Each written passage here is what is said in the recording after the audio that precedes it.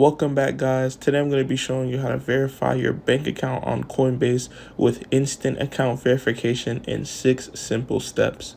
Let's go. Step 1. Log into Coinbase. Open the Coinbase app or go to the Coinbase website and log into your account. Step 2. Navigate to payment methods. Tap on the menu icon, the 3 horizontal lines in the upper left corner. Select Settings and then Payment Methods. Step 3. Add a bank account. Click or tap on Add Payment Method and select Bank Account. Step 4. Choose Instant Account Verification. If available, choose the option for instant account verification, usually through Plaid. Select your bank from the list provided. Step 5. Enter bank credentials. Enter your online banking username and password. Follow the prompts to verify your account. Step 6. Complete verification. Once your bank account is verified, it will be added to your Coinbase account, and then you could start using it for transactions.